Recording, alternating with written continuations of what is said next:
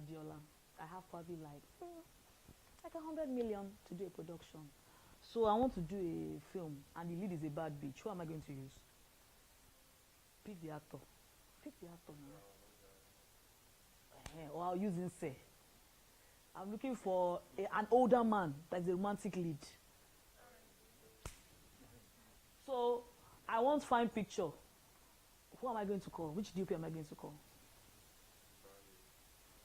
Barney. Or I'll call Yinka. Yinka, I've arrived.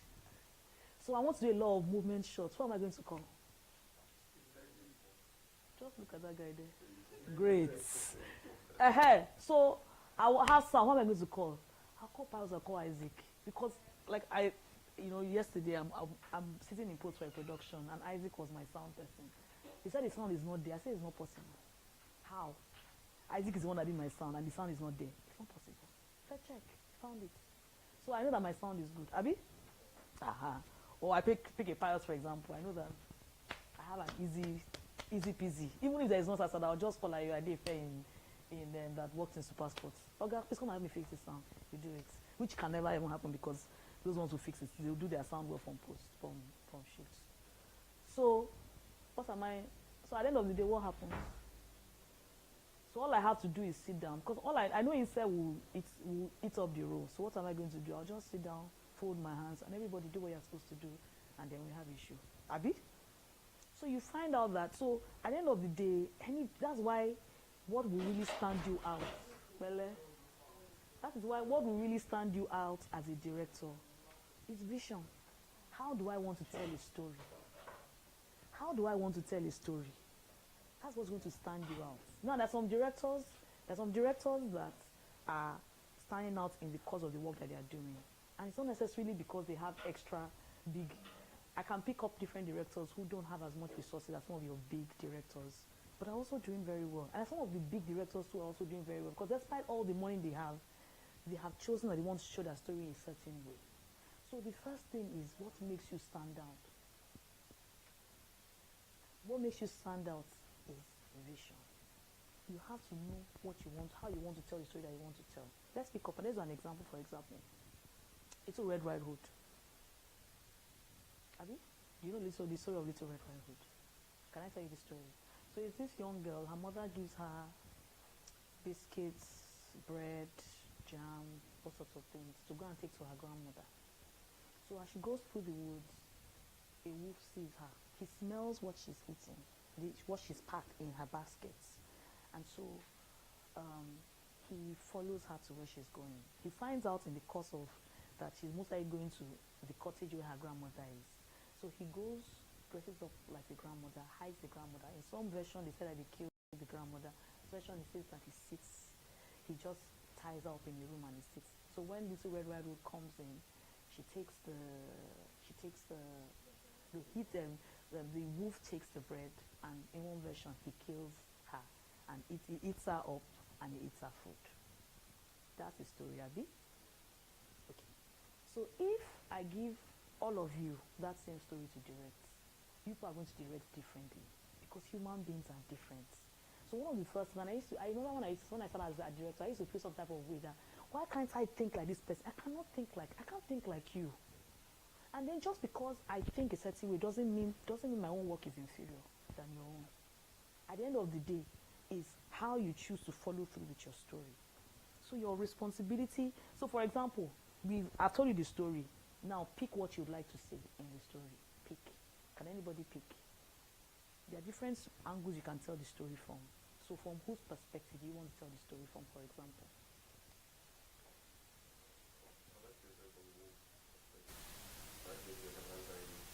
You want to speak like an answer. That's the way.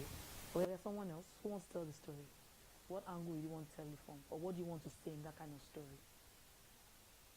Anybody? You can decide that you want to show how food is interesting or how food is powerful.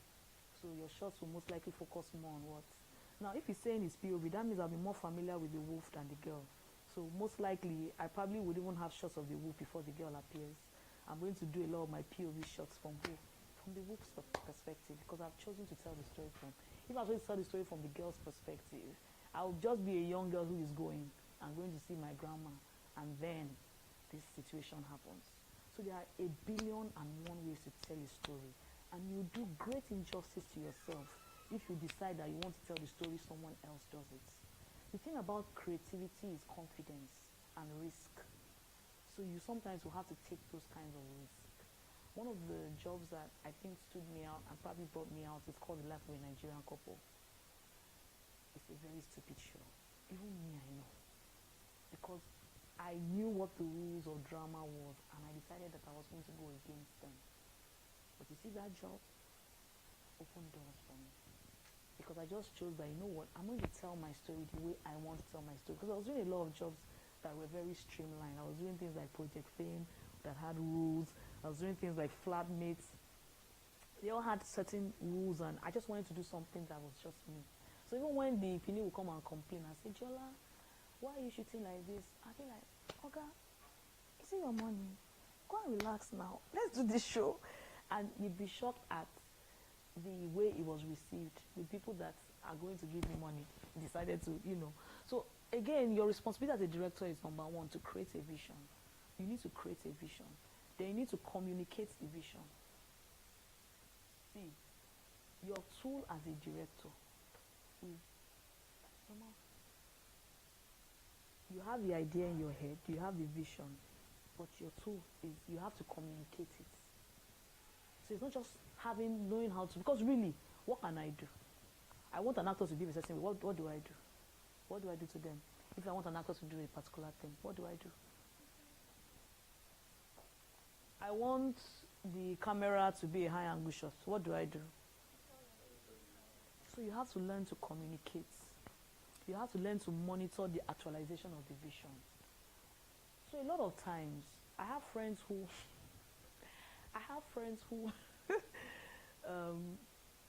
one of our director friends, he did a production and then he left it.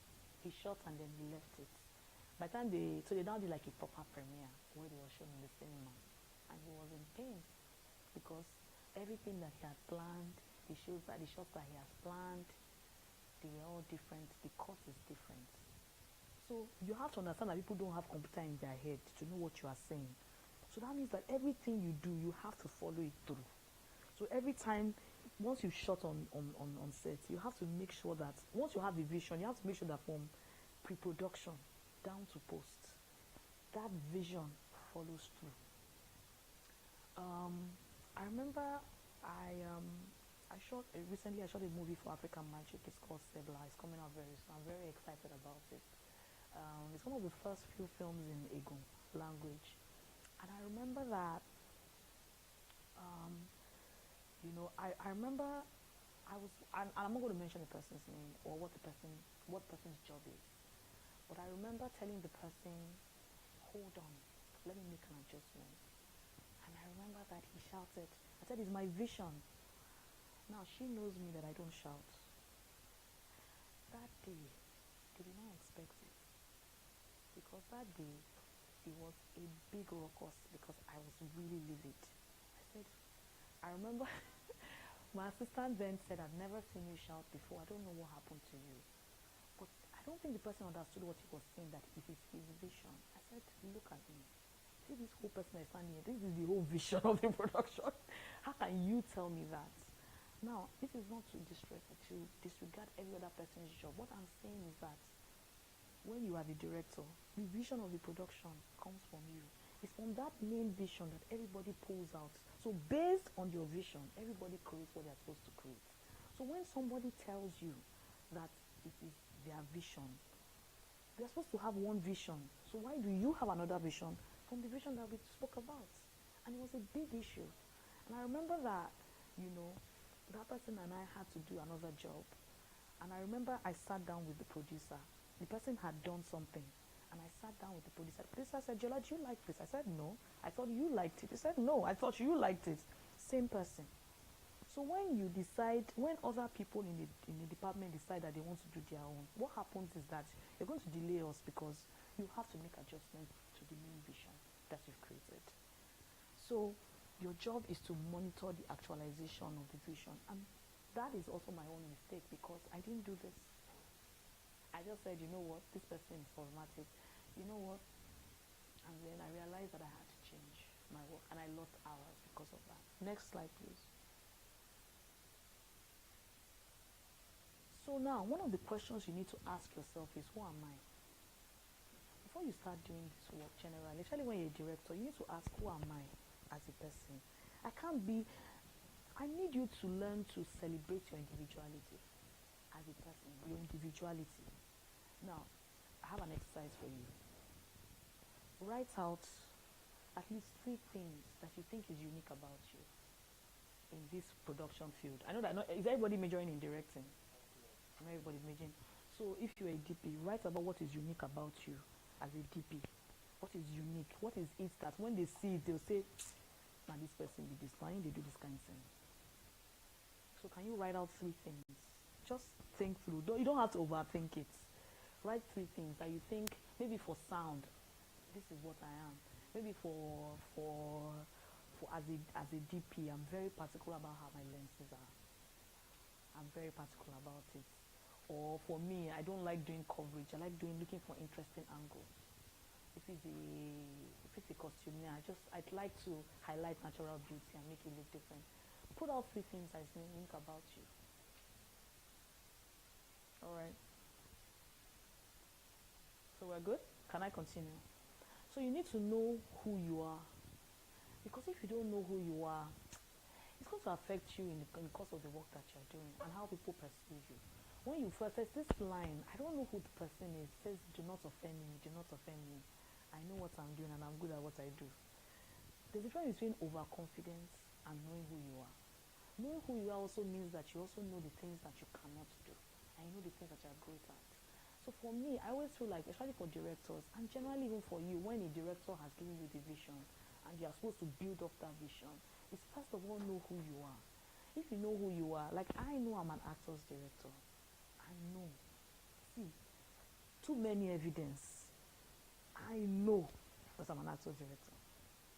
That I would basically have technical conversations with my DOP, but that's where it ends. I'm going to tell my DOP, this is what I expect, this is what I expect, this is what I want. That's it. We keep it moving. I know I'm an actor, and let me explain why. There are too many experiences that I've had with working with actors. I'm that director that will hold an actor's hand. I mean, there's instances where actors tell you their canny experiences with me. It's always funny. Sometimes two of us will be in the bathroom together and we'll be crying together. It's a crying scene, so I need to help the person. So I tell them something personal. You tell me something personal, and then you begin to cry. I say, are you ready for your scene? Well, yeah, let's go. And then we shoot it. You know, someone asked me, how do you do it? Because there was a scene where my producer said, I really think this person should cry. I said, hey, you think so? Okay. Just went to her. I said, so tell me about your mom. Waterworks. And I'm going to explain how that works, how to deal with people, because also it's psychology. You have to learn you have to understand people so that you know how to work with them. Waterworks. But the thing is that what happens is that my own heart breaks too, because I know what I've done. And I feel because for that moment, you've made someone feel you put someone in an emotional space that makes them feel a certain way, and that is tough. But that's our job. Our job is drama, to show human experience, to show human life. So there's no how. Even for Big Brother, I mean, I've done Big Brother 3 years, I didn't do this year. And it's interesting, because what we're doing is human behavior, how human beings react. This is a sports show. Like you get that you're playing sport, you see how the shots are taken based on the action that is happening and the reaction of the audience. I'll never forget one of the most significant, I don't watch football, cannot watch football. I just look, did Nigeria win? No, thank you. We already know. So, but I can remember there was this, I think it's Atlanta 96. Was it when Rashidi Yekini held that? I would never forget. Whoever took that shot should be proud of themselves. That's an iconic shot that was really forever. I remember, I was so young then. I remember him saying, Rashidi Yekini, Nigeria, and the noise of the audience. So who says that there's no drama even in the simple sports shows that you see? So one of the things you need to know is know yourself and your personal tastes. I believe that if you like, shoot high angle, left angle, use Ari, use cine lens. If the acting is shit, you're in trouble. That's my belief. But I have directors who will tell you, look, if I put the right angle, people like don't even want, just stand there. I'll just put you like chess box. So yeah, move here. There's no motivation, just do. And you know the funniest thing? He will succeed in what he does. I will succeed in what I do. But I know the kind of director that I am. So you need to know who you are and what your personal taste is. Then you create your vision based on the script. And I'm not just saying this for directors. Once you're a crew member, read your scripts. One day, one of my producers I work with, she said, I don't know if you read your script. I said, yeah, insults. I said, don't worry, there's time. I sat down and I wrote a whole page to explain. She wanted to make a decision. I wrote a whole page for her. I said, madam, I read my script. This is why I'm doing this. And then she said, okay, we'll do what you said. This is not an exercise of pride, but to tell you that, you see, when you don't read your scripts, it's space for people to doubt you and rubbish you. And you cannot work in an area where people don't, you can't work in an area where you don't know what you're doing. See, our work is results. If you mess up, it is show. It's not like when you're working in accounting or you're working in civil service. So if you can't rough it. We dey see as you dey mess up. And all of us they talk, say, don't mess up. Why you do this kind of thing? That's how our work is. There's some things that I've said, I say, yeah, I don't mess this place up. Okay, I know what I'm going to do. I'm going to save it and that's it. I don't know. So a lot of times you need to read your script. And the vision is holistic. You see, the thing about directors is this. We think of everything. So DP will come and talk from his side. And I respect that. A DP will tell you, look, I really think this is it. And it's very valid. A sound man will say, your scene is fine. Sound be by you down. It means the sound of this place is not good. So you have those kinds of things. I remember I had a scene. The girl is the prize. A guy travels from Lagos to her hometown to meet her parents. He doesn't like his hometown too. He does not like the place. But because of her, he loves her, he decides to go. I now saw the girl's clothes. I say, Omo, these clothes get issue because this girl is the prize. So why is she dressed like this? She's supposed to look appealing. Now they had sent me a chart, but I didn't see this exact material in that chart. If not, I would have said, not a good idea. So I remembered that I always pack like a pregnant woman. So I packed tons of clothes. So I pulled out some of the clothes that I had and I gave it to her. And it looked very nice. Now my DP came to meet me and said, my director, I don't think you're doing the right thing. I said, why? Why, sir? He said, Adeola, see, the cushion that they're sitting down on and the color is faint. It doesn't look good. The customer came to meet me and said, Adeola, I don't think say you do the right thing for this one. I said, what's happened now? He said, why are they wearing the same color? I said, great. This is my answer to you. They are wearing the same color because they are in a relationship. When you're in a relationship and love is shocking you, sometimes people wear the same color. So it shows what? Affinity. If that's what your problems are, great. Then my DP says, my DP is right. There is no contrast in their color. But I said, this girl is the prize. So even if the picture is nice and they don't see her looking drab, it's not going to make sense now. So we are going to let go of that color contrast and use this. Besides, she would still change the outfit later on. So directors think as a whole. My DP has given me a very valid point. He's giving me his professional thoughts, and I agree with him. He's right. My costumier too has given me his own professional thoughts, but he's right. But my job as a director is to what? To see as a whole, as a unit. So when I'm making decisions, I'm not just thinking of one side. And this will also help for those who are not majorly directors to understand that when you are dealing with directors and you want them to, you need to talk to them from the perception of their vision. If you talk to them on your personal thing, that's why sometimes you go to vex. So why is director the same? Every time they say no, what do you know? But the reality is that they have a vision of what they want to do. Sometimes there's ego, and even I am guilty of it sometimes. I'll be like, you know what, because of what I want to do, now this one I'm going to use. So I know but really and truly is thinking of it as a whole. And that's why even in your individual work, ask your director, what is your vision? So that when you are making your own decisions, you are making it from that standpoint. And that makes you very valuable in that production because you are coming from the point of view of what the director wants to do. Then it's based on the production goals. I've worked with producers before who tell me, look, Adeola, this story, there's a documentary I did. I don't feel cry. The documentary I did that had a lot of juicy political stories that I can use and it's very juicy, that will be very. The owner of the store said, Adeola, focus on the life of a particular person. All this your side story, I don't want. We were going back and forth for 1 year. It's until the day I did exactly what she wanted, she approved the work. So you have to understand that in film, a director is a god. You see, in TV, it's a producer's media. So what do? You do what your producer wants. But so you have to now find a way to balance between what you are supposed to do as a director and what the producer wants. Every production has its own goals.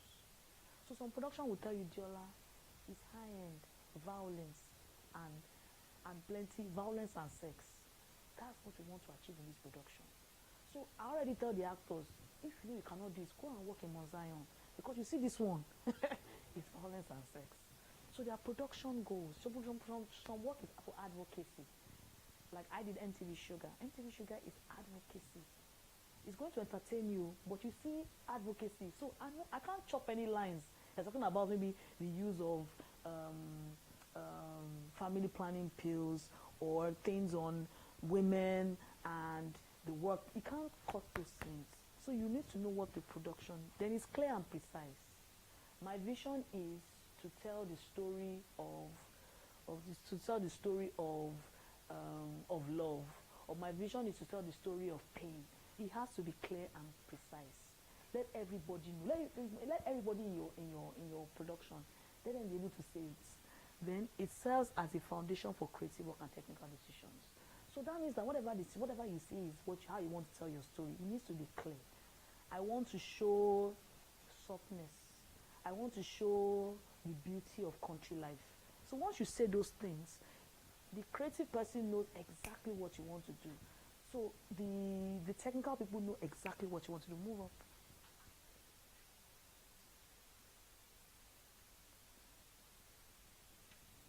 So everybody knows what you want to do. So now, okay, let's even do an exercise. So for example, the Little Red White Wood story I want to do, what I want to tell, my own story I want to tell is the power of food. That's my vision. So like everybody, you need to tell me what department you work in, your name and department you work in, and how you're going to help me. I've told you what my vision is. So you're going to tell me how I'm going to achieve it. So yeah. Hello, Mr. Shaw. Okay. People that always collect, they always tell us that we don't have time. So I want to show the beauty of food. So how would you help me do that? In your department, what will your department do for me specifically to help me achieve that? All my needs. So there'll be